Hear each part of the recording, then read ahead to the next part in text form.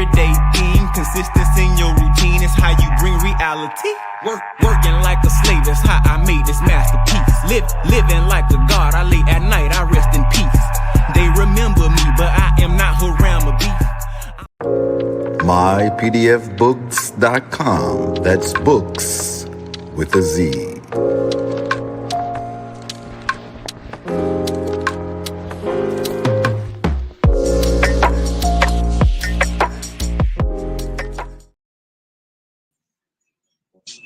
Again, this broadcast has been brought to you by mypdfbooks.com. That's book with a Z, where reading funds the mental.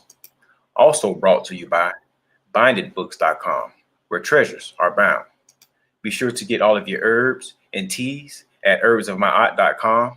My Aunt Son's Tea of Teas, divinely prepared. And for your musical stylings, be sure to check out bhbaymusic.com.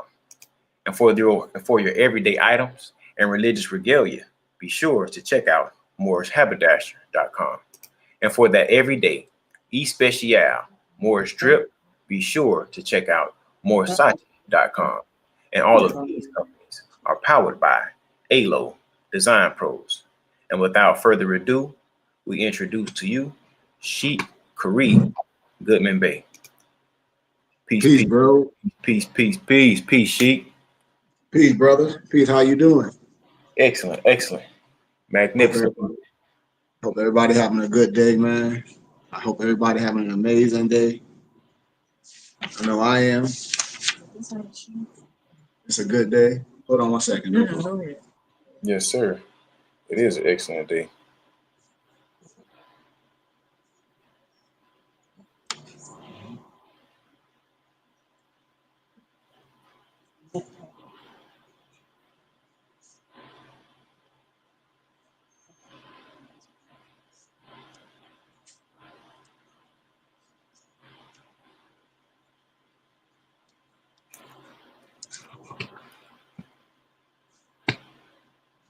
Peace. That works.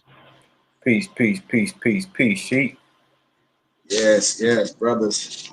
So y'all got the workout in today. I know the time changed for a couple people in different areas, but out here in AZ, nothing changed too much. Wow. That's right. Yeah. But I hope everybody having an amazing day, man. There's so much going on in the world today. Just with I don't know if too many people into politics, which we should be, because we should learn and understand about everything that's going on instead of arbitrarily explaining things. Especially and I want people to have their dialogue, because I'm not for or against anything. When I speak on things, I have the right, because I know who I am and I know my human rights. So I'm not telling nobody what to do or what not to do. I just stand where I stand, and I give you everything to make a sound decision. Sometimes it's going to be some things that I'm going to say you might not even know. And you can go back and have these conversations with your parents. Maybe they may look at it and be like, I never saw that. So that's what I always try to tell brothers and sisters when you introduce to a form of understanding or reprogramming or resurrection. It should always come from a place of a good spirit. Mm-hmm. But when we talk about like politics and things like that, and voting and those things, when we talk about civil rights and I talk about human rights, and I say it's certain things in certain language that I think we really need a re-education on, especially no matter what group you profess, no matter if you were in the Greek fraternity, the Divine Nine, or if you're a Black Muslim or a Mason or even a Moor or a Hebrew Israelite. I think it should come to some point of what are we doing? Right. Because I think we should have a common denominator, and the common denominator is what? Who we are as a people. Am I right about that, brothers? I absolutely agree. So if that's the thing, why can't we have a real discussion on these topics? Because a lot of entertainers, I know we saw T.I. and I forget Carnell West, And they were like, well, what should we call ourselves? I don't know if y'all saw that little summit. Did y'all ever see that? Yeah, I seen a short clip or a short segment of it. Okay. And they were and in that short clip, in that segment, they were like, well, what should we call ourselves? Should we call ourselves this and that or XYZ? And here on the panel, you have educators. You have brothers that taught at Harvard, all these so-called brothers that have these great minds. And I'm not saying, to me it's a fallacy, or I can't even put my finger on it. I'm not gonna do that. I'm leaving it for discussion. What I'm saying is, how can these brothers have all these advanced degrees and not talk about the Declaration of Human Rights, Article 15, right out the box? If we're talking about civics. Only thing I can think of is they would imagine that people don't know, and then for what people don't know, they figure like, shoot, we can kind of keep you in the dark on that and talk about this for a certain agenda. But that's just my opinion. Absolutely. I mean, and that's a strong opinion. And I wouldn't even say it's opinion. That's a strong observation, because you observing this, and because why? Because you see it. And we're talking about these are some of the individuals that teach to the masses. And so if this certain, how can I say, thought process is distributed to the masses of the young thinkers, we're going to be in a perspective of not even knowing this and continue to have this conversation. And it's right out in our face, brothers. Yeah. Like, this is the conversation, what I'm saying, when people say, oh, the other man, and this person died. No, brothers and sisters, we have to stop that. We're talking about our own educators. Carter G. Woodson said the miseducation of the Negro.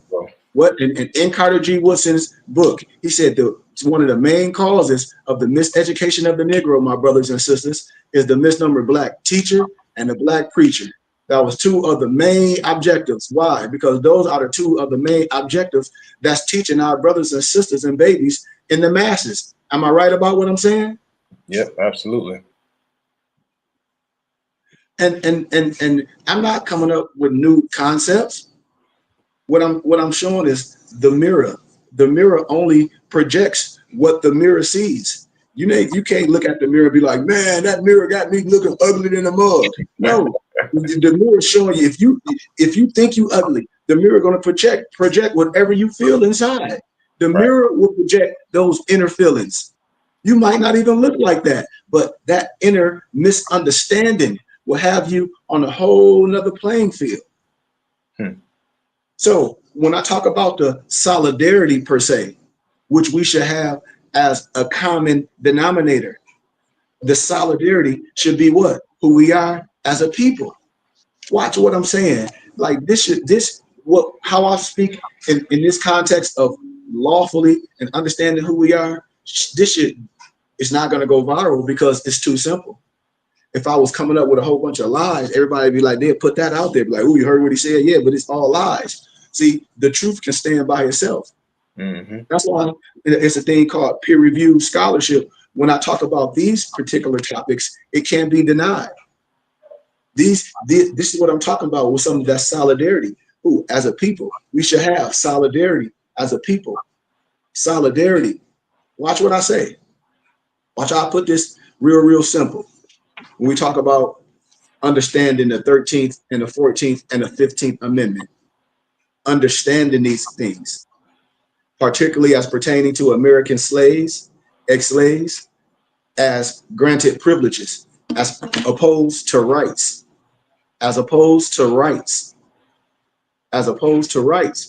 you need to focus briefly on what prompted their ratifications.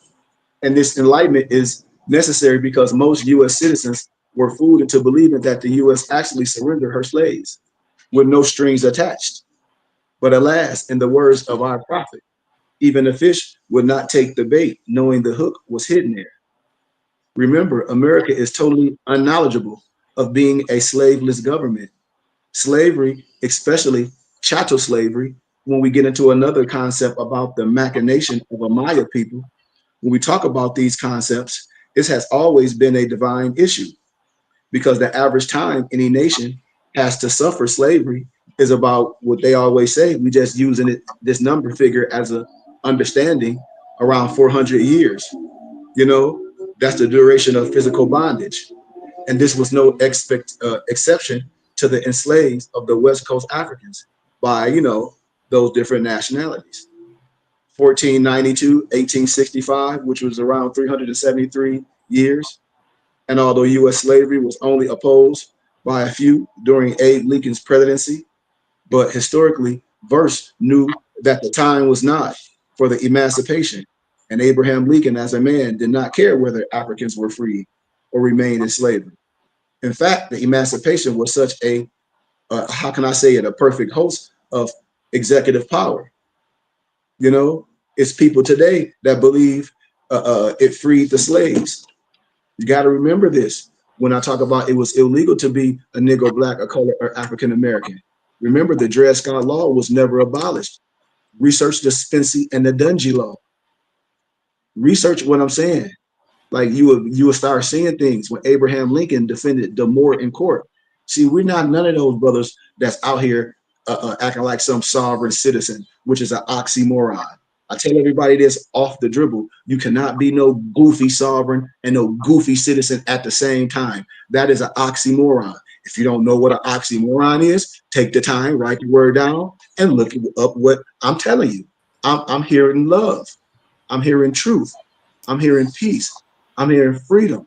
I'm hearing justice. So when I'm delivering these tools to you, peace, noble Simeon, when I'm delivering these tools to my brothers and sisters, I hope they take these keys that I'm giving as a gift. I hope brothers and sisters listen to what I'm saying. Research everything I'm saying as a student. Research everything she's saying as a student, because you should. My brothers did, and that's how you stand strong. That's how you teach your children when so-called Black history come, and your kids can stand strong with history, with scholarship. As a baby, Lincoln, like most politicians, used his knowledge of history as a platform to acquire office. When you talk about historical base, the stronger was their political race, because Abe Lincoln knew history and knew from the world's leading book, what? The biblical scriptures. You got to understand the Bible was used always for oppression and oppression. Think about it, especially when even them religious brothers, they use what? The book of Deuteronomy, the Leviticus codes, which dealt with what? Systems of slavery. Everybody know I'm here telling what it is. And you have to understand, when we talk about today's enslavement of the misnomer Africans, was strongly supported by 3 of the world's 4 major religions. The Buddhists, the Hindus, the Confucians was the religious order exempt from the modern enslaving of the right-skinned people of continental Africa. And this by no means suggests that the hands of India are innocent of the African slave trade, especially when history has been stained by the world's foremost African slavers of all time. No disrespect, the misnomer Arabs. No, it's no disrespect to no one. I can show you all through history. We talk about the Arab slave trade in history. I've done this in academia. This is no biasness. Who are the cities of India? No disrespect. Jews of all people and Muslims, with the support of so-called Christians, all with their holy books in hand. It goes on. Most Bible thumpers at the time were deeply convinced that they were doing God's will to enslave the misnomer Blacks. And the odd thing about it was they labeled all African Blacks in the first place. And the state of mind must not be forgotten, although it is often unimaginable and unthinkable up to the misnomer Negro today.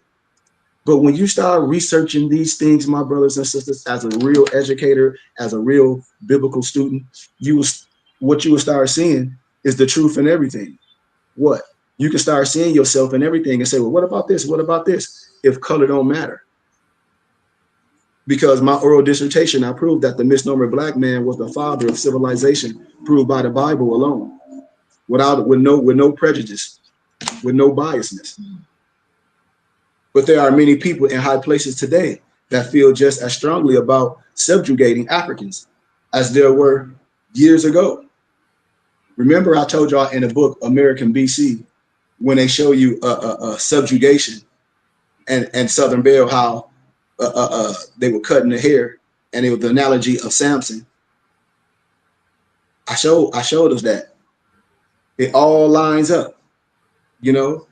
And when we talk about the us of the subtitle referred to the corporate United States of America, assumed by many persons, and this is everyone, to be a sovereign, independent people. So I hope brothers and sisters know what I'm talking about when we have these concepts, so you don't get caught up in nothing.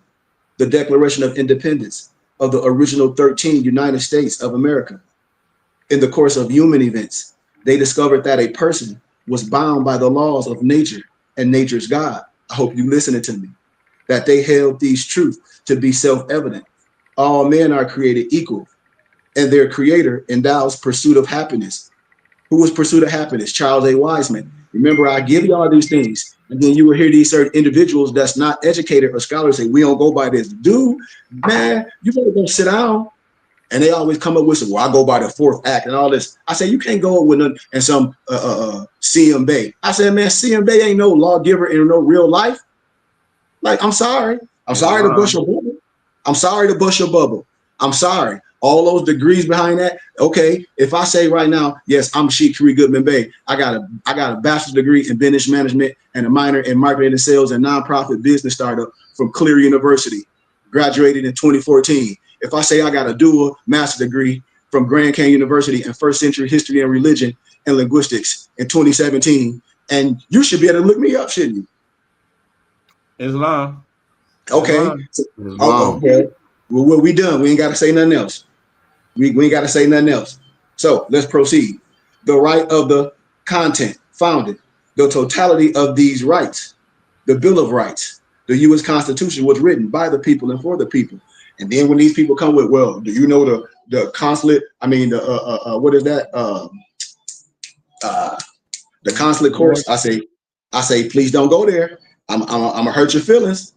I'm coming from academia. I'm coming from scholarship. If a Moor kill a U.S. citizen or vice versa, if a U.S. citizen kill a Moor, that Moor is going to be judged in the same parameters as the law as that U.S. citizen. Now what? Now what? Well, I got some CMB. I'm gonna pull this document. Yeah, they're gonna put you in a crazy house. I'm telling people what it is, and everybody know this is the truth. We're here to save lives. We're not here to play. The laws established by freeborn and free men. When I talk about Amazigians, you start researching these things. You start being manufactured. You start looking at things. That's your human right. They were from living souls who were sovereigns. I didn't say sovereign citizens. I said sovereigns from the wombs of their mothers. You know, everybody are U.S. citizen when you look at it. And when they like to say no disrespect, but we use the phrase of belligerents, all of us in the field and are subject to jurisdiction. Washington, D.C., all U.S. citizens are 14th Amendment persons, property, implemented by the Civil Rights Act of 1866, which was originally established to disguise the newly freed slaves.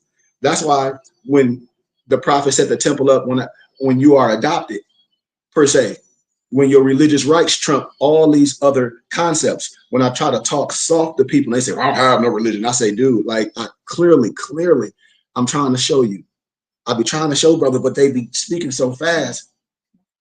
Yeah, you want me to cut it off and get to the phone? Yeah, hold on, email. I'm sorry, y'all. Here you go. That first one. But yes, the only problem was that, no disrespect, those other politicians, you know, the other tone of that day, they dug a shallow grave, a fiend sensory for the ex-slaves, and they later fell into it themselves. Watch this. When I say, when people be talking about this is just something for the misnomer. No, this, when you talk about laws, everybody fall under these things. That's why I say it's bigger than what we think. That's why the Americans actually knew what a U.S. citizen was according to their law. They would not want to be one in that concept. Remember, because I gave you life, liberty, and a pursuit of happiness. I broke it all the way down. And then I haven't went to the advanced study of Charles A. Wiseman in that concept. It's very simple. It's very simple. See, you'll get, I call it word salad. I call it semantics. Like, watch this. Everybody agree. We say we're not Negro, Black, and color, and African American, right? Right? Right. What's our nationality? What's our nationality? Indeed. Moorish Moorish American. What's our race? Asiatic. Yeah. What's our status? Watch this. Free white Huh? person. Free men. We free white. Well, okay, in a concept with free white person. Free white person. And in this concept, when I talk about language, and then you will hear these brothers and sisters that say they sheiks, and they say that they'll say, well, that's not talking about us, that's talking about them. I said, dude, clearly, if we're not Negro, Black, and color, and African American, then you call yourself a Berber, okay? But we're talking about today. I understand ancient on paper. What are we going to walk out the house in agreement with? Because if we're going to say this is who we are as a people, we got to walk out the house in synchronicity. We have to walk out in agreement. We can't say this and that and the other. We have to walk in synchronicity, regardless of what you got on your head. I'm a free white man. Even being a Berber, that's still a North African. And then when you look at the definitions of the census, when you check white, that's in that what's the word I'm looking for? That covers that. You know what I'm saying? Come on, Brian. And Brian, and I'm glad that's what we don't do as a people. When I say, look at what it's asking you, it says, fill out all that's pertaining to you. The SF 181 form pertaining to ethnicity. I tell people to reverse. When you reverse and you start looking at things, when you see why, you be like, well, how this include Africa and this and this and the other? Because it's talking about you, son. It's no black land. This is self-identity. This is what I tell people. You have to know. The laws is there for you to know. And we don't know. And I'm here to show us. I don't have a scam. Like I said, I've done this in academia. I'm bringing something back to my people. I'm like, brothers and sisters, look, it's right in your face. It's clearly, it's right in your face. I mean, it's nothing to be arguing about. It's nothing to be out tripping about, because I just told you, we are on this earth plane. Think about what I'm saying. Think about everything I'm saying and follow me.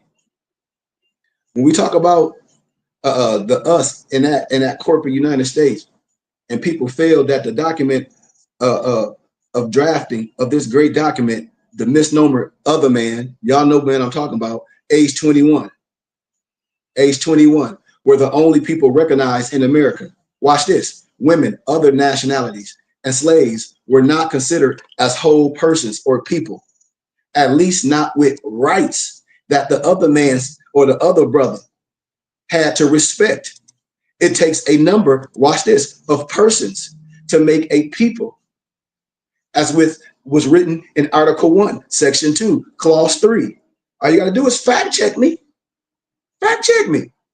See, people be getting caught up on your name. This is one of the most funniest things that I've heard more say, oh, your name in caps. Yep. Okay, well, I'm gonna put it in lowercase and I'm gonna ask you your name for the record. Is this your name? Yep, man, I'm gonna lock you up. Why? Because you just said it wasn't your name in caps. Now this wrote your name in lowercase and gave it to you. This your name? Got him. See, it's too easy. I've seen it 100 times. You people be playing the wrong game. We playing the wrong game. That's all. So the word person was summarized into what? Fifths. And 5/5 made what? 5/5 made what, y'all? Y'all know? A whole. Come on. A That's whole right. person. That's right. That's right. And the person, as endowed by the creator and the laws of nature, was declared what? The whole number and a free person. Stay with me now. This endowment with the totality of fifths made a complete and perfect person and subsequently a citizen.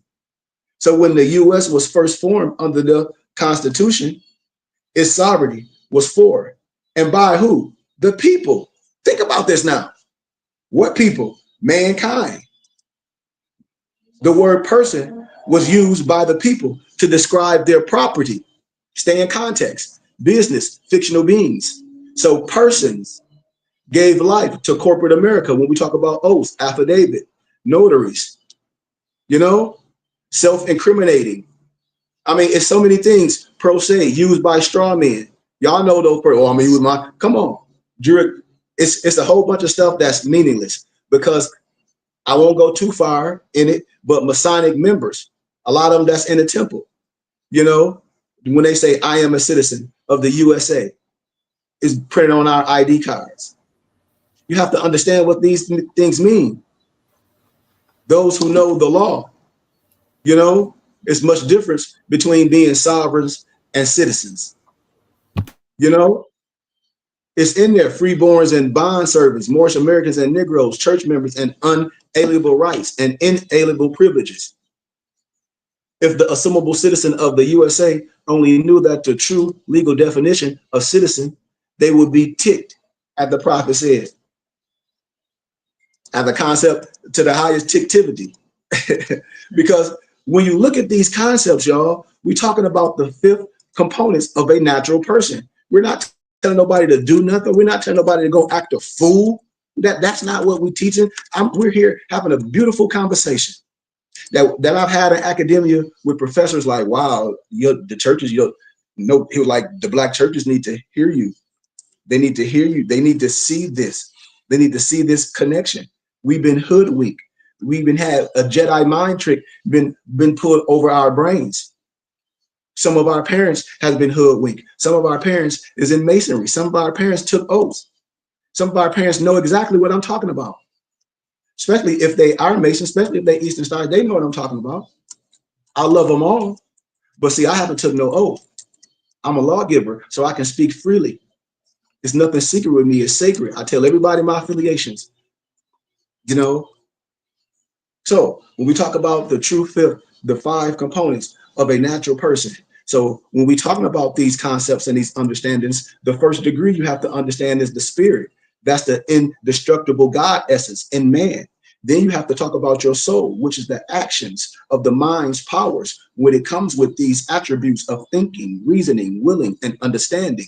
So now we're talking about the body, the flesh, or the human vehicle made of the earth, often indigenous to the land of birth.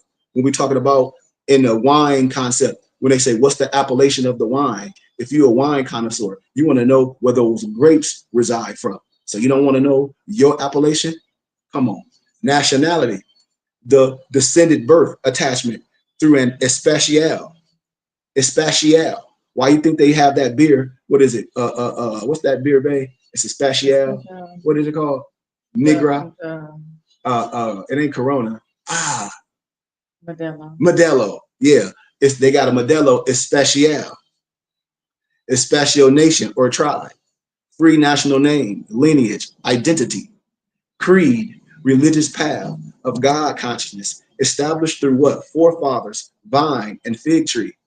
So when we talk about your nationality and your creed, which is, you can say 4 and 5, they were the 2 main 5th extracted from the misnomer African, or I like to say the African nationals, my brothers and sisters, when we talk about just generalities.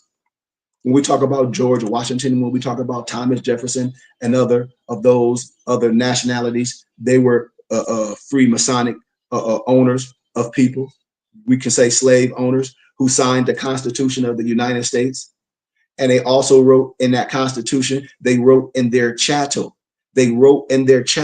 Like Noble Malik always say, when we start fact checking things, we say they always wrote in their chattel. If I have something and I'm traveling from here and here, I got to mark my cargo because if something happened to it, I have to have it insured. That's how we fact check things from history. You can't be mad. And then we jump into one word Tartarians and just drop the bomb. And then everything explodes. It's just what it is. So their chattel, they wrote in their chattel as 3/5 of a person. And the Constitution thus became the first legal national deed of ownership of African slaves in the new nation. Understand what I'm saying? This act alone legalized racism and apartheid into the interior fabric of the new American culture. And further, brothers and sisters, it politically certified all misnomer Negro, blacks, and colors as 3/5 of all other persons at the level of a beast. And I told y'all have the book that the European wrote. He says he's a scholar. The Negro is a beast. He wrote the book. All my nobles got it. I recommend certain things to read it. You'll be like, wow, yes, because this is what they think about you. You know, any man without national roots from which to draw strength and the great God for his guidance is no longer a complete man. So I want us to understand these things, man. How long we doing? We got a little bit more time. We're out here. But for those who keep up with the total commercialization of things, you are in a concept and you portrayed in the Wizard of Oz. Think of this concept. You can see easily that the misnomer Negro, Black, and Color as purely a fictional character. When people get caught up in things, or I say, listen, it's a way to do things. You have the right to do things. You should know this. Painted in the scheme of an ex post, what they like to use, the ex post facto and all that goofy stuff. But if you understand who you are, you can break these things down. Your family is a nation, your nationality, and your divine order. And it's impossible for brothers and sisters to leave the make-believe without your shoes handed down by your ancient forefathers. And all we have to do is apply this wheel and climb the 3 steps of thinking ladder. It's in our Moorish Quran with its rounds of belief, faith, and fruition. It's in your Moorish Quran, chapter 7, verse 25 to 31. Like I tell people, just like when people talk about all these books, I say, man, really, I'll burn all those books up, and I can come from the Bible and the Quran and any holy book that any people in different continents use as their holy books and pull the same thing out of it. Everything. When I talk about law governs all events, I can pull all law out the Bible. It's not hard. It's very simple. I can pull all the cosmos out the Bible. I can pull all the constellations out the Bible. I can pull mathematical equations out the Bible. I can pull geometry out the Bible. It's just what it is. Because the Bible is written in analogy, parable, and symbology. You have to know these things. You can't just say, no, it's not, and then think you understand no. And then a lot of it is pseudepigrapha. You have to know this. It's a study. So to attempt to remove in a whole or a part or more fifths from any man is conscious act known simultaneously, what we like to call it both a sin and a crime. So when brothers tell y'all, or they can nationalize you and denationalize you, now, bam, it go right back on them. Why? Because you heard what she just said. You heard me. You heard me. To attempt to remove in whole or in part one or more filth from any man is a conscious act known simultaneously as both a sin and a crime. So if the government said it, and then you got some more say that they can nationalize you or denationalize you, they the same as what they talking about. Am I right or am I wrong? Y'all better come to me. Y'all better, huh? Indeed, no. Okay. I mean, I hope people rocking with me and listening clearly. No man, no woman has the power to nationalize you or denationalize you. No man, no woman. It'll change you from the descendant nature of your foremothers and your forefathers. They can't nationalize the Sudanese. They can't nationalize the Chinese. They can't nationalize the Vietnamese. But they're going to come to you with that rhetoric. It's a sin and a crime. You must proclaim, declare, and have due process. And then you must understand your religious rights. You must understand these things. It's an understanding. I tell people, we get caught up in a misunderstanding. And all you have to do is calm your spirit and understand. Do the Mormons do anything for the government? We all talk about we got to do this. Do the Mormons? Do you see the Mormons being forced to do anything for the government? Yes or no? Nope. Only okay, voluntarily. Then. All right, if they want to. If they choose to. Mm-hmm. If they choose to, the Latter-day Saints, if they choose, because their religious laws trump all that involvement. Exactly. This is just facts. We don't have to be doing nothing and acting a fool because it's a lack of understanding. I'm coming with true understanding. You know? This true understanding makes me feel like, we got tort claims because they've been misclassifying us and denationalizing us, and we need to put that on record that who we are and let them know not to call us treat us like a beast. Now, okay, so see that's why now the cipher is opening. I like that what you just said, but see, Noble. Okay, So when a census come around, see, this is a general question because I throw it right back at a person. Boom, here come the census come around. And then you got more. Should we fill out the census? Do you live in America? Do you live in a neighborhood? Yes. Okay, so you should know how to fill it out. You should know how to fill these things out. So when things is filled out a certain way and it's spread across the brothers that understand, all the brothers, no matter what your flag is, boom, something, that's the shift. Because then it ain't gonna be when they look at the record like, damn, where'd all the niggas go? Gone. They filled it out the right way. So the money that's for misnomer black people, all those cheap government phones, all that cheap welfare, all that, and they choose how to spend the money on messed up medical, with all that's gone, those millions, where we paying all those executives to distribute the funds. The Negroes gone. They feel the former is different. Now, somebody got to come to the table.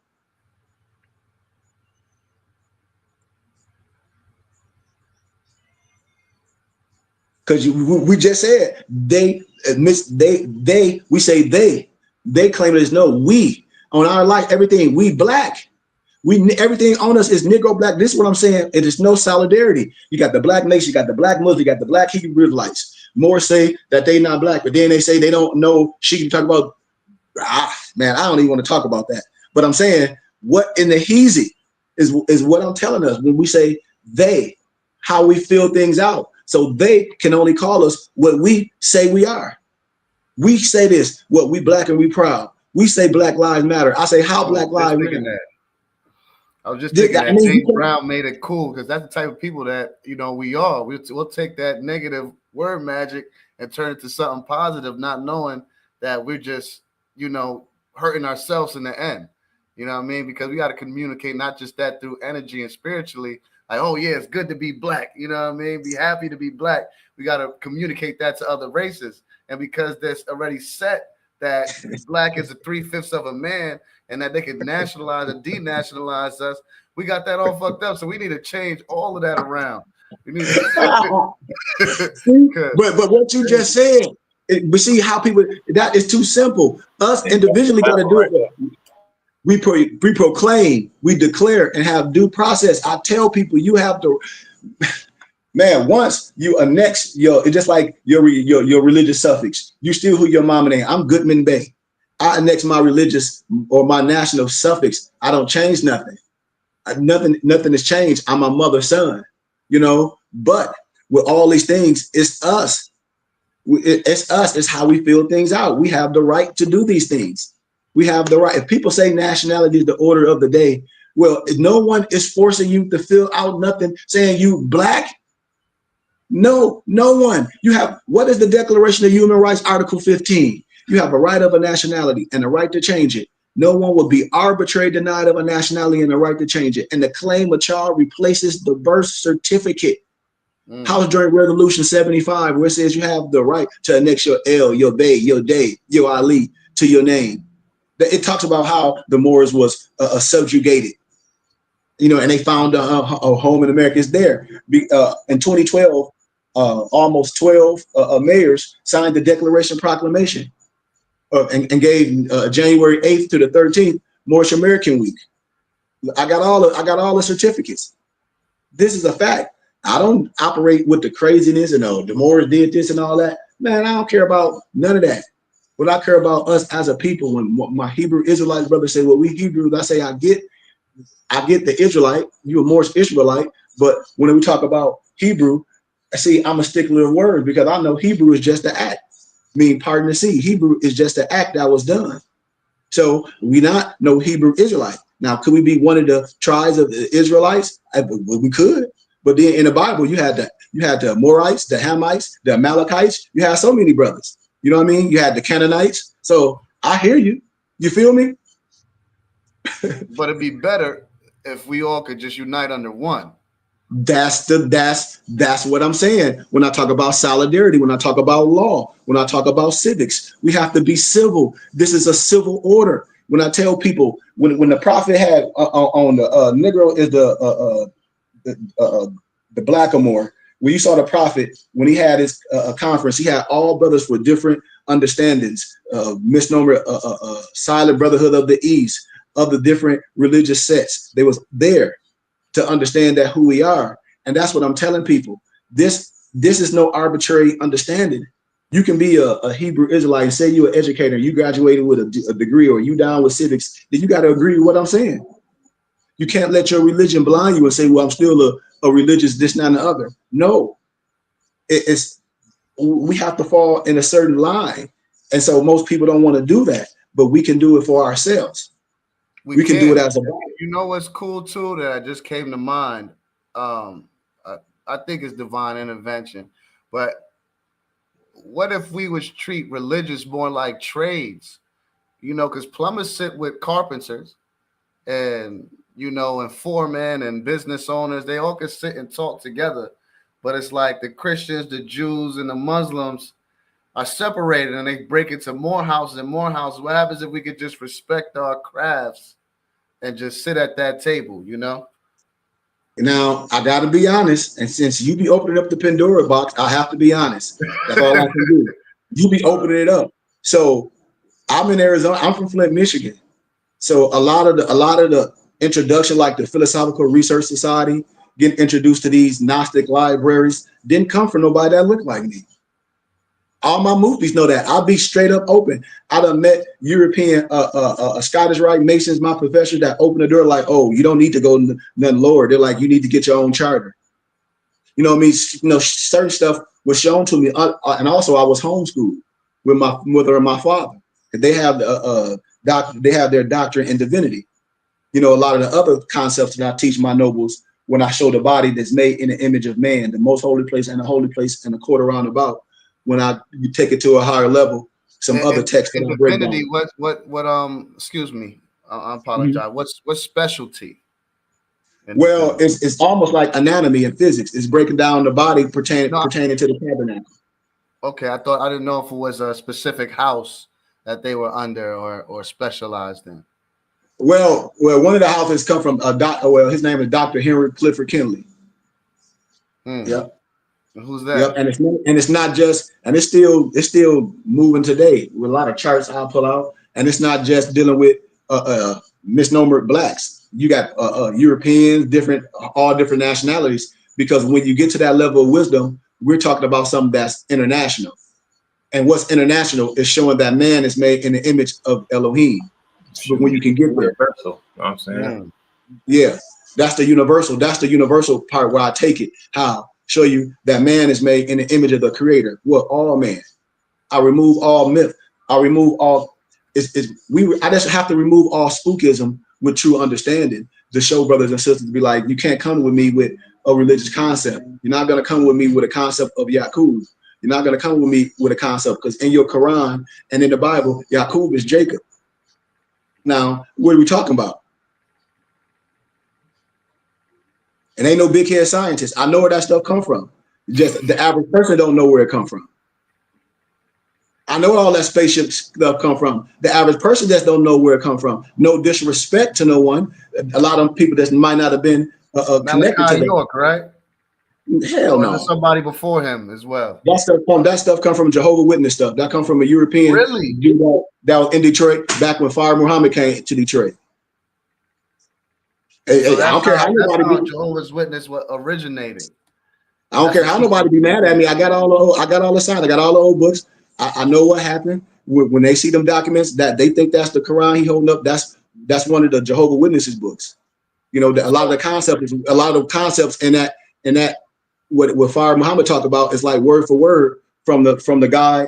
The name will come to me because I got his book. And I highlighted everything. It's some of the same stuff, rhetoric that Fire Muhammad promulgated. So if I can get something before what Fire Muhammad talked about, and it's word for word, then if you a scholar and you an educator, you can clearly put it together like you got this from here. Why? Because you was in the same area when this man was big and popping, And then it's a lot of stuff is word for word. Can't be mad at what I'm saying. So when did the knowledge change in Jehovah's Witness school of thought or their teachings? Well, I won't say a knowledge change. A lot of stuff it's just like with more science and everything. A lot of people just stop teaching the science. Like you see C. Freeman L. That only type of more science you'll get maybe, and I'm not just saying me, you would get from me and maybe I don't know, maybe a couple older people, but you don't get that type of teachings no more. You get that, oh, you can follow this and all that, which is not more science. That's just some folly. That's just a whole bunch of Negroes with feathers on trying to overthrow the government, getting Negroes twisted up thinking they're gonna make some money. And everybody poured in 17 Chinese Mexicans in the snow fight. I'm just keeping it 100. Can't be mad at what I'm saying. Nobody can be mad. It's just the truth. People wasting time. So nothing changed. What things are suppressed. Nothing changed. Things are suppressed. Think about that. So we've been going for a minute. I'll leave y'all with this. The United States judicial system marks this violation as a federal crime and is known throughout the U.S. courts as denationalization. The irony in this crime is that it is committed manually by every state since the 14th Amendment became law, and then written what? State sealed upon the live birth of every freeborn person. But denationalization is played off on the birth certificate as another person is born. So I want y'all to listen to this. You got to beware of lying lawyers. The Bible says that. All you got to do is ask Google, what scripture did the Bible says, woe to you lying lawyers? Any lawyer worth his salt of the bar exam, they're going to lie to you. They're going to swear on their Bible and declare blacks are citizens of the USA because the term other persons of the United States Constitution refers to slaves. Listen clearly. But the 13th Amendment is supposed to abolish slavery, and or the so-called Dred Scott decision was repealed by what? The 14th Amendment, and or another amendment specifically eliminated the 3/5 formula. So what these fair servants of the courts would not tell their client is that no constitutional laws has ever been handed down by Congress to teach back the later 2/5 necessary to make the free slave into a whole person, because a person must be made consciously whole before he or she can become a citizen. Stay with me. Have the rights of a citizen and be subject to the jurisdiction of a citizen. Everyone, I do mean everyone, anywhere on this planet has all 5/5 and are whole except you know who, the Negro, black, and colored. The so-called blacks made where? In America, because nowhere else would nobody tell you that they a black man. You go to Africa, there ain't no black man or black. The so-called blacks made in America, and the Cetus or the Cetus of India, because the 13th Amendment abolished physical slavery, but left psychological mental slavery in full effect. And this violates what? The 2/5, the right of mind, the soul of the 5 gifts from the Creator. And speaking of one's right mind, it reminds of how, no disrespect to none of my Christian brothers and sisters, how a lot of those, they pray to a God and thank him for allowing them to wake up in the morning, you know? But with the ratification of the 13th Amendment, the enslavement of human bodies is now legally enforced upon criminals. You see, it's a lot. When I tell brothers and sisters, you have to be all the way correct with everything. Because after Congress would not pass the original 13th Amendment with the full body of 20 sections, instead they summarized, remember, the 13th to just 2 sections. You got to know this. See, this is the fact of this. Lincoln said, quite honestly, they, who is they? The Negro will never be totally free under my people. And basically Congress still dazed after 4 years of a bloody civil war. Because y'all got to remember, the other expensive book I gave y'all is called The Forgotten Cause of the Civil War. Y'all got to know that, because if you had a tittle of black blood in you, you was a Negro. They want to say mulatto, but you get what I'm saying? And why those books cost a grip on Amazon? Because they don't want you to have them. It said with a loud voice, it only takes 1 section to abolish slavery, and we will throw in a 2nd section stating Congress shall have power, listen to this, to enforce that 1 article by appropriate legislation. We do not need the other 18 sections. The European Pact Congress reminded the Lincoln administration that the U.S. Constitution was not written for slaves, but to ensure domestic tranquility and to secure the blessings of liberty to us and our prosperity, aka descendants. I hope y'all stand with your brother. And even when you did with the 14th Amendment, when your brothers and sisters will get you down in a deeper rabbit hole, you know, we should understand this. I teach this to my brothers. That 14th Amendment, I warn more about the needless power of the 14th and the 15th Amendment, my brothers and sisters.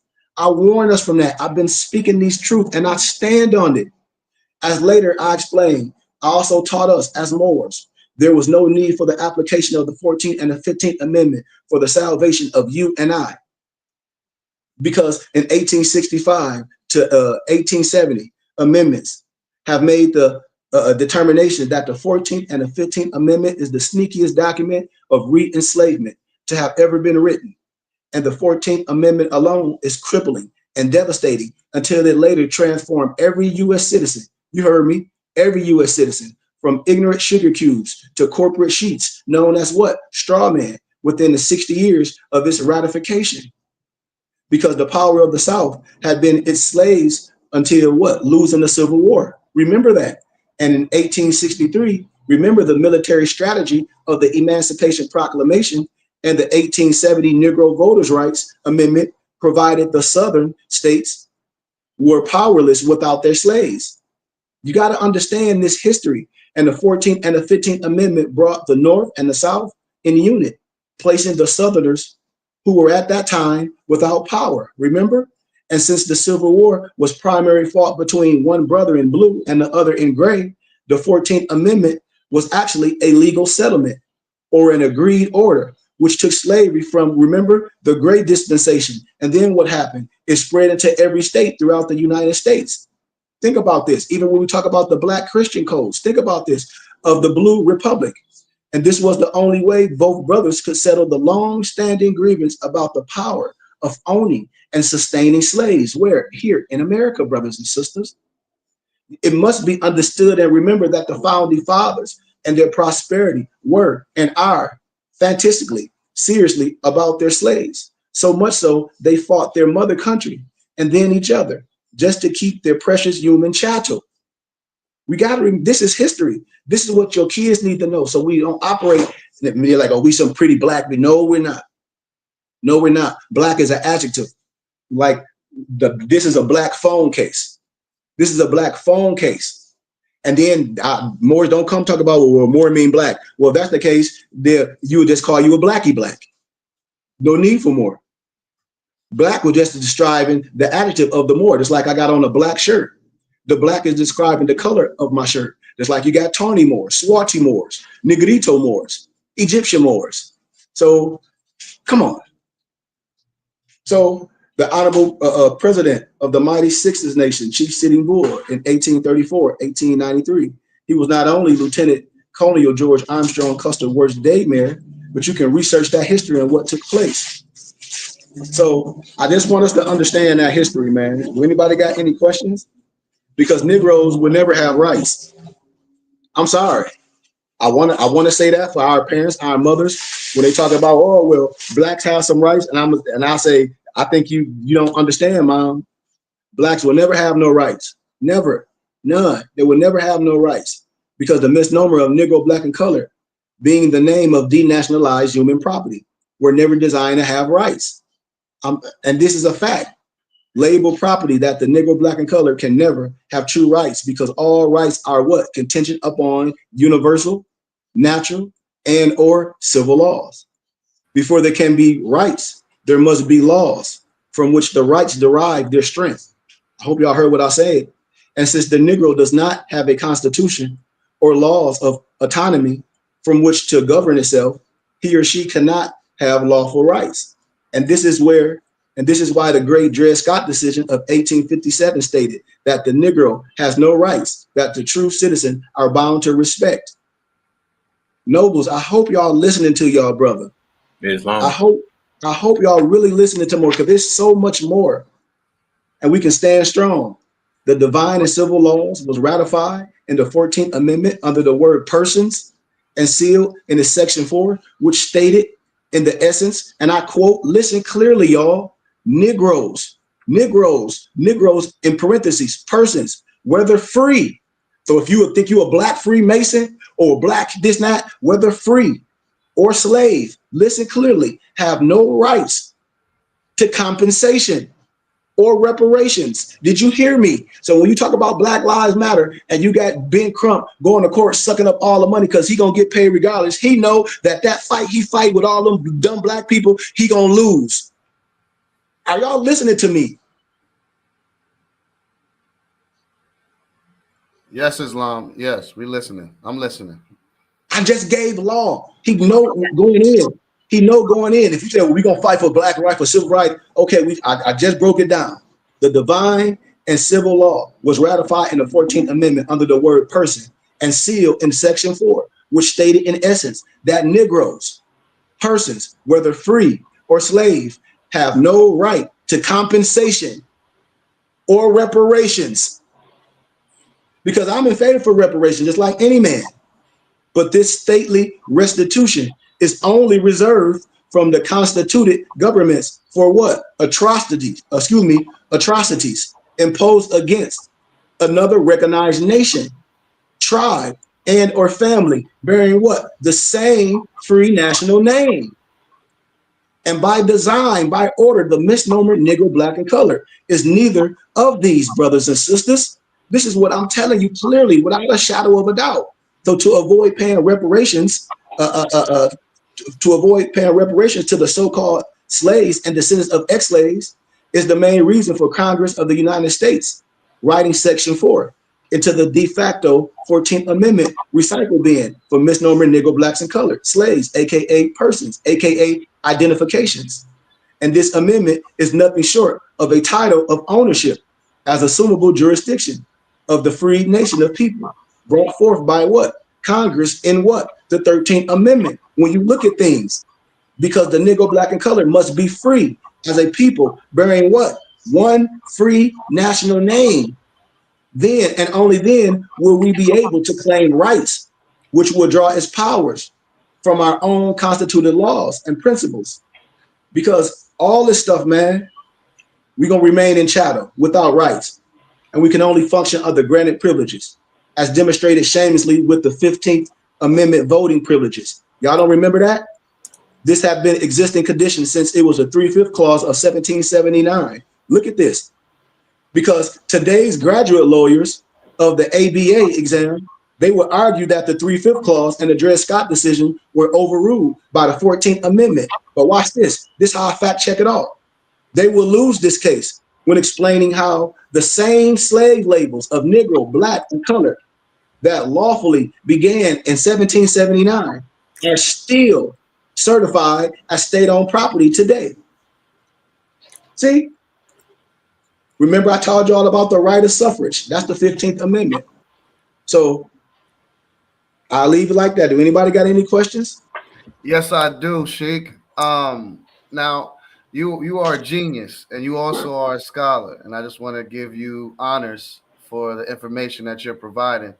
But I would like to share some of this information as well and pass it down. So what I ask of you is if we could put it in a very simple format, like a 5 steps, 2 steps, 3 steps of what misnomer black people can do to start to claim that one nationality. Absolutely. Absolutely noble. Like, you know what? When people say what's nationality or the order of the day, well, then I say, okay, well, then I always tell people my favorite movie was Wolf of Wall Street. If you profess something, you should be willing to take your teeth out. And my nobles as an analogy and show the way, and I always do. It is a process. It's a way. It's so simple to where you be like, dang, really? But it can be done individually, but collectively because the religious laws trump everything. So that's what would you say would be step one? For one person, I don't think it's like a step one. Not for one person. Like what would a person that I'm not black anymore. Mm-hmm. Well, the first thing would be to proclaim your nationality, proclaim your name, right? What would be the first step? What would you tell them to do? Well, that's a good question. I would tell nobody to do nothing. I would tell a person to get all the questions answered first before you even move, before you even go, because it might be a lot of things that might you might have looked from other platforms and nobody never showed you the way they might have heard it, like you can do this, and people gather so much, and then it all blew up in their face. I think a person should, once they did their research, be able to sit down with someone and go over some things that may have been heard, because you got to remember, when you can annex your L and Bay to your name. I'll give it like this. I don't have to say names. I had a couple brothers under my auspices before, and they moved so fast. And I told them certain things you don't have to do. Like, for instance, really, nobody paperwork means nothing. If we talk about the government, they paper. When we say that and we want to prove this to somebody else, why? When you really think about it, because if the religious laws trump a lot of things, what you want, welfare, but you want this, but you want that, so it's so many things I would ask a person. But from a Moorish perspective, if you're coming from a Moorish perspective of saying, I'm not black anymore, and I'll say, okay, well, are you under a sheet, where are you getting this concept from? Because if you're just getting it from the internet, it's going to be hard to connect. It's going to be hard to connect you all the way. So you have the right to annex your L or Bay. Like, without me, anybody have that. That's an understanding. But it is a process, It is a process of understanding. So I would ask a person, when they say they're not black no more, what are they trying to do? That'll be my next question for that person. So say if that person, I'd be like, well, when you say you're not black no more, you tell me some of the bullets that by you not being black no more, what do you think you have to do? And then maybe I can answer that a little bit better, because it gotta be some. I can't tell. They would have to find a way to identify who they are. Well, that's self-proclaiming. So yes. Self-proclaim. That would be the first step. Yes. Get the knowledge and then self-proclaim. Because the divine come first. Any good teacher, because we teach that we're not Negro, black, and color, or African American. That's what we teach off the top. Like, the divine come first. We teach that concept that we're not Negro, black, and color, and African American. So that understanding have to be built up all the way. Understanding that you're not none of those. Once you understand that concept, then I think I can start answering some other questions, or how can I say, dispelling some things that may get us in trouble when people say they got to fill this out, or they got to say, for instance, they got to take their driver's license with their feds on. I clear this up because these might be some questions. Maybe somebody don't want to say it. Just because you take your driver's license with your feds on, don't mean you know Moroccan. That don't mean you know Moroccan. That's part of your religious headdress. That's part of who you are as a Moorish American. You're not a Moroccan. So you taking your driver's license more with your religious instead of nationality, or is it one and the same? If you know how to navigate, if you know how to navigate where no harm will be brought to you, if you know language, because you're dealing with a person, you may be facing a person that don't know a damn thing. But when we're dealing with a person, we putting them on a level like they know. They don't know nothing, and it ain't for you to exclude nothing. You're just doing a service. You coming out there, you taking the picture. This is your religious headdress. You're part of your religion. Blah blah blah. I even know precedent-law cases where you can wear your fez, your turban in the military on the job. Certain jobs just don't want you to wear your tassel if you're dealing with heavy equipment. They actually take your tassel off. I have the precedent. I have the doc number for that. So if you're dealing with heavy material, they might not want you to wear your fez in there, because if your tassel can't come out, which your tassel can. But I don't recommend nobody to work no physical job like that with their fez on. That's what you want. I say put your turban on, but people do what they want, So that's one of the concepts of what I'm saying. Like, and even annexing your L and your Bay, people go down there and try to make a grand statement. And I'm just coming from a place with one of my brothers, and he almost got in trouble. He didn't want to say nothing to me, but of course I'm gonna find out everything, and I'm glad I did. You went down there telling the ladies, well, do you know it in Moorish American? I'm just not the others. Lady like, no, let me go get the damn manager. Got the manager. They don't know what the hell you talk about. I want to put my bay on my driver's license. Like, they like, what? It's my right. You down there, you sound crazy.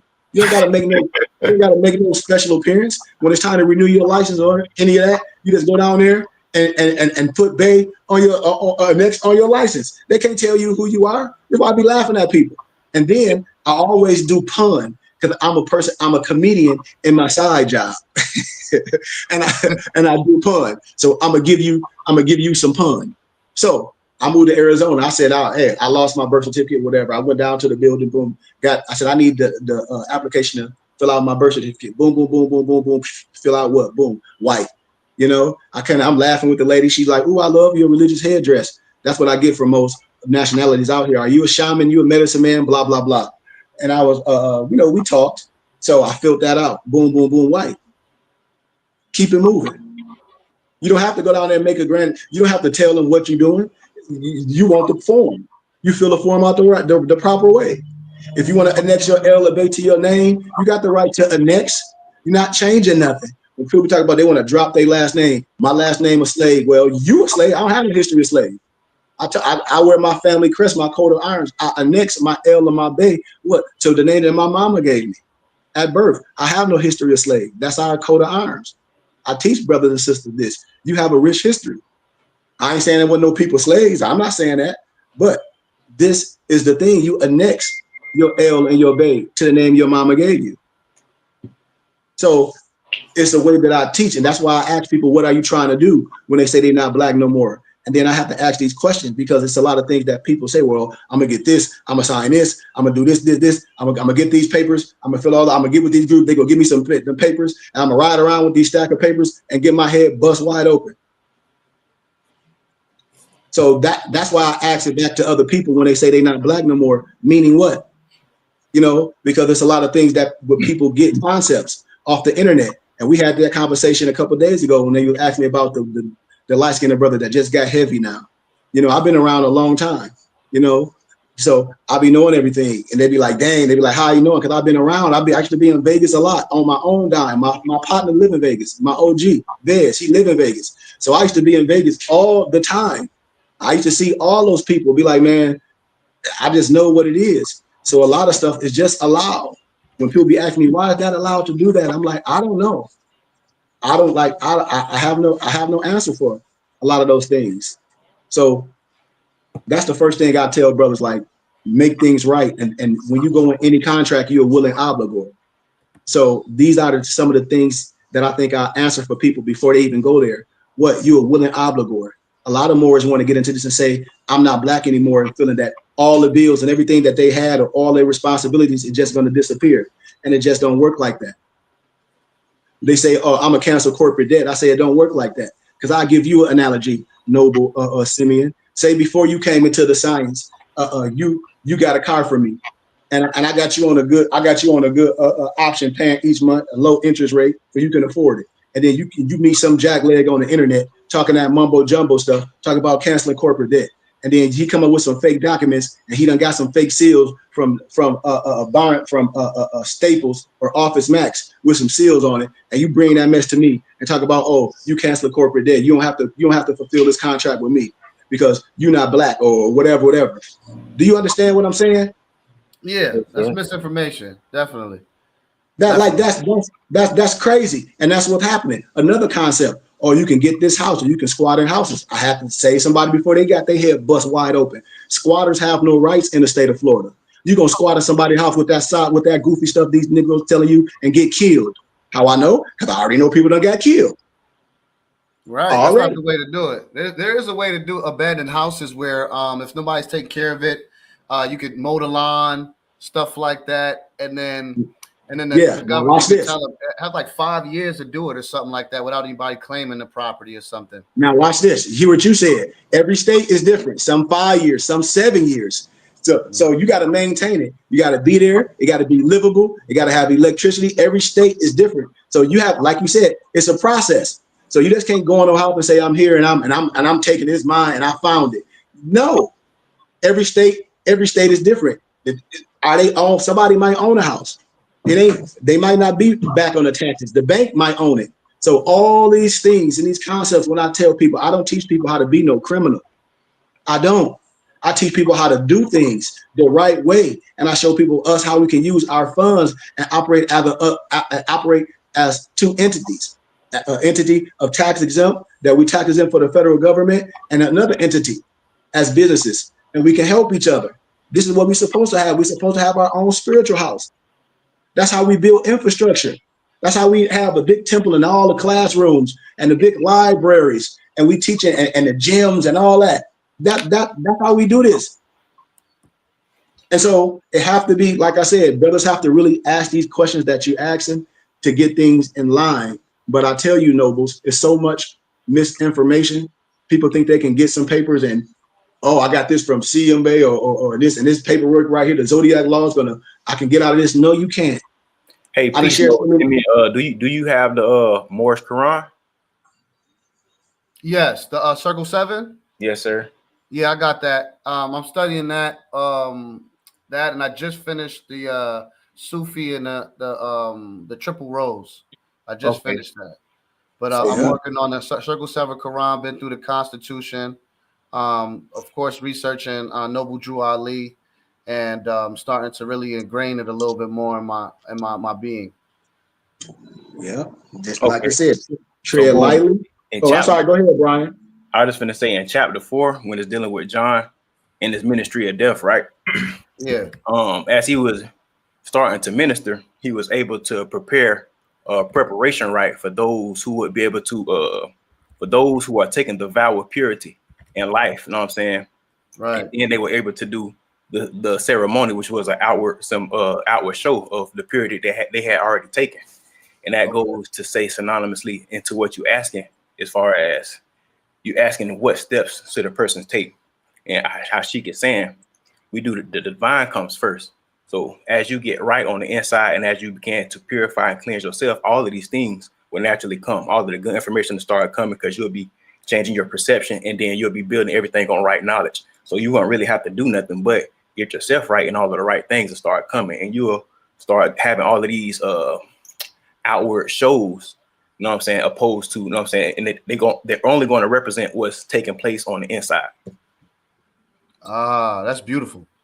So Islam, basically, just to make sure I'm understanding, focus on getting your inside right and getting in alignment with that information, and as you're building and learning and receiving on the inside and becoming right on the inside, your outward will be a reflection of what's going on the inside. Yes, sir. Absolutely. Like he get acknowledged as a sheik, a shaman, because all of those things here he's now showing in his dress. He's now showing his lifestyle. You know what I'm saying? Because his life on the inside has changed. Absolutely. Man, Brian, Chapter 4. Yes, sir. Woo!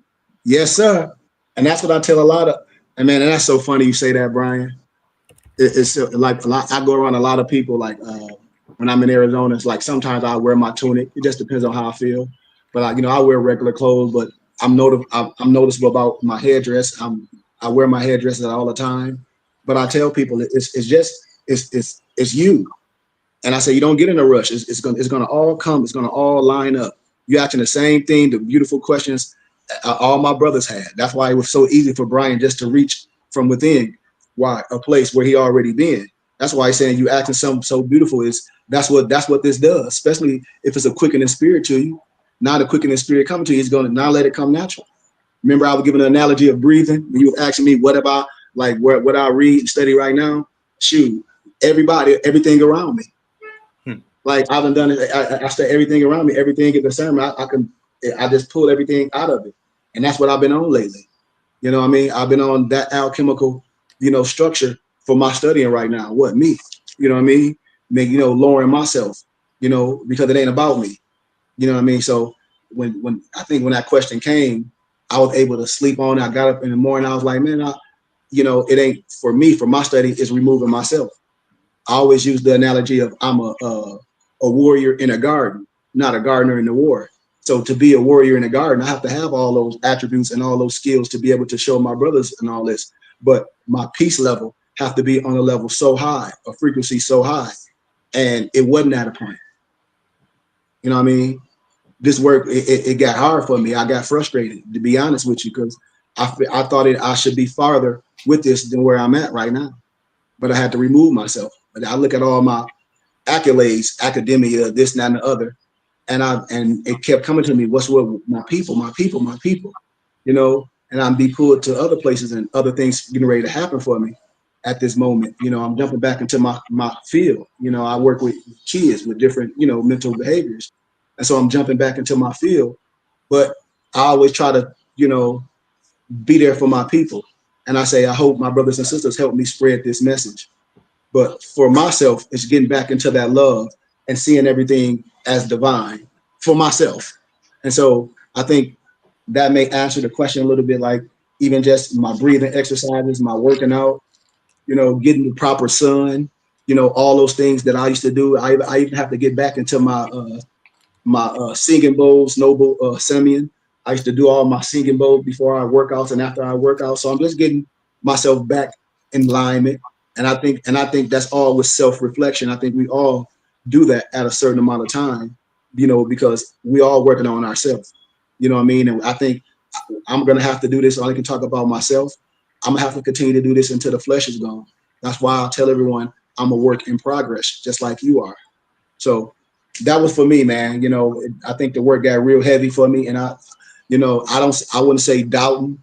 I felt, kind of debilitated because I can go in other houses, like I'm have to say, like the European churches, and get welcome and get donations, and it'd be crazy. And when I go on a college campus at GCU, it'd be crazy, and it'd be different religions, the Orthodox, the Jews. I mean, it'd be crazy, and they'd be there. And then when I try to do this with my people, I'll be like, well, I just see the difference. It's a big difference. But well, let me say something if you don't mind. Yeah. That I think you're definitely doing exactly what you need to do, because especially for me, you are a lighthouse. You're a beacon of light. I just want to let you know that. And the people that in our people, the people that are receiving what you're saying, are of quality. So you could, even for every 100 men, Anglo-Saxons, just one of us, what I'm saying, will equal out to that, because that's how much love and appreciation we have for you when we realize, who you are. You know what I'm saying? But you also have a calling as well, because it is the Anglo-Saxon that teaches the misnomer black man. So by awakening them, if they start to realize and preach that, then you kind of just set off almost a viral effect, because now they're teaching it.